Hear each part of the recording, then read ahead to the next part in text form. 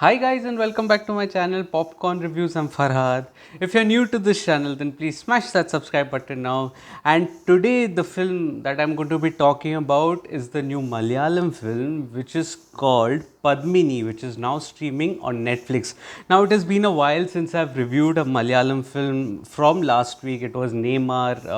The films haven't been too often that have visited the OTT platform, so to say. And you know my love for Malayalam cinema. It is outstanding. It is unparalleled, and I absolutely love my share of Malayalam films.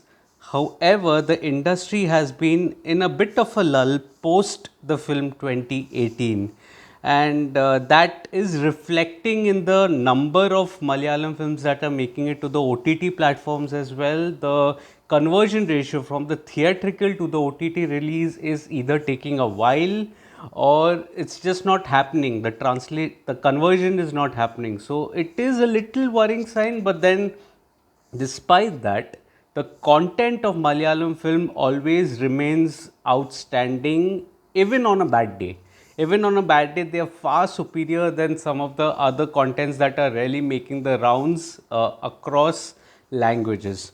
And I was particularly looking forward to this film Padmini because it is directed by Senna Hegde, who had previously directed one of my favorite films from 2021, Thinkalacha Nishchayam. That was a crazy, crazy comedy with the marriage wedding at the center, and it just put forth a director who was absolutely fabulous in his skills, in his understanding of comedy and creating situations. So, then how is Padmini as a film? Let's find out. Coming to the story and screenplay, Padmini is essentially a story of a man who lives a life of solitude after his wife leaves him on the wedding night, the night of his wedding. Now, this I have purposely kept the story a bit vague in the description, and that is because it has so much more to offer. And the story here is a hilarious joyride with moments of poignancy that are interlaced in the narrative. It will make you think while consistently making you laugh and making you smile. The screenplay here, standing at about 2 hours, definitely makes for a fun watch. The situations, the characters all contribute to a wonderful, wonderful, wonderful time.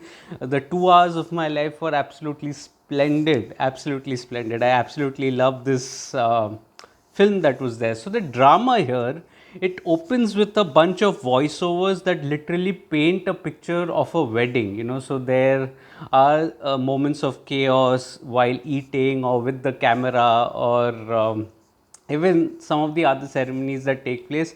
All of that are painted well in that opening sequence that is there. Soon you are introduced to the couple, featuring one of them featuring the protagonist and his wife, who decide to take a stroll on their wedding night after a power cut.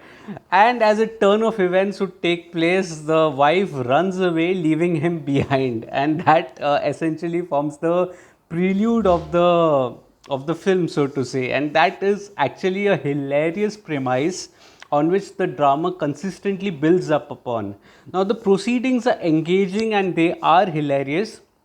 Now, often you will find yourself questioning as to why there are certain subplots that are given so much importance, besides, slightly losing focus from the main plot, but they are done meticulously with a reason, because they act as a foreshadow to some of the events that are connected later on in the film. And that was the brilliance of the screenplay, at least for the 80% of the film, I would say, which was fun to watch. It was amazing. Even the conflict that was introduced after the initial love story, it wouldn't normally strike you, which is similar to the fate of the characters that they have. It did not strike them until they had to take the plunge. I will not reveal that, I'll keep that under wraps, but it made for a hilarious, hilarious, hilarious time. And even the events were meticulously created. I absolutely love that. The film, though, stumbles in its final act. I felt the final act here was weak, and the flow of the screenplay was stalled here at certain junctures. I just felt that the writing got a little manipulative towards the end, little convoluted. and I wish that, and I think there was no link between one event to another, or a lesser link, you can say. Probably, if the court case was fitted into it, it would have been like a natural progression into that culmination that you did witness in the film. However, the screenplay here is still engaging and still enjoyable, and I absolutely had a ball watching this film. Coming to the technical aspects, the dialogues, the music, and the direction, the dialogues here are quirky and absolutely make you laugh, at times hysterically so. The music and the BGM go well with the mood of the film. The cinematography captures some wonderful frames and adds layers of comedy to it, even with the subplots. You know, the subplots like the one, the second half is brought to you by that part that was there, or the ending, the end, the animation. It was very well done. I mean, that was, I really like that quirky humor that was infused in the screenplay. Director Senna Hegde, I think he's done a marvelous job yet again. Maybe not as good as Thinkalacha Nishchayam, which I believe was a fabulous film with all newcomers mostly. It was a film, that film by the way, streaming on Sony Live. If you haven't watched it, do check that out. But here too, for at least the 80% of the film or 90% of the film, he manages to score a little stumble at the end, but that's forgivable. Um, the his ability to create situations, the comedy and the characters and their character traits with the character dynamics was just outstanding to watch. It was reflective in Thinkalacha Nishchayam and also in this film Padmini. Coming to the performances, I felt the performances are outstanding here.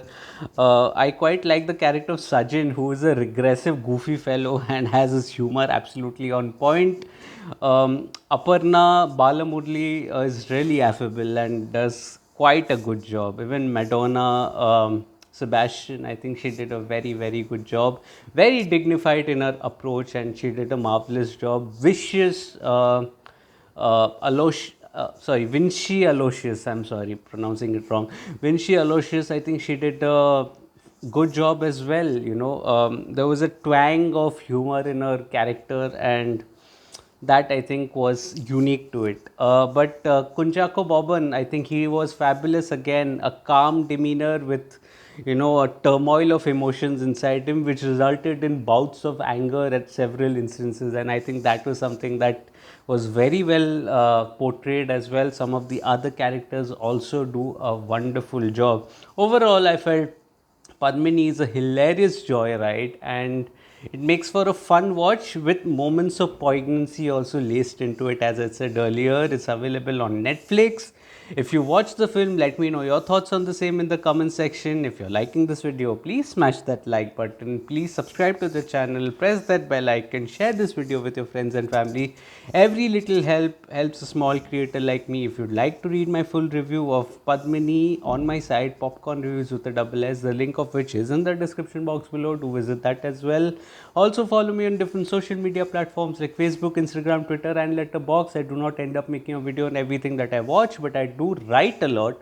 All that information is present on my site, Popcorn Reviews with a double S, and on my social media handles. I'll see you again tomorrow with another video, this time of a Tamil film. Which film is it? Let me know in the comment section. But until tomorrow, take care of yourselves, and thank you so much for your love and support. Cheers.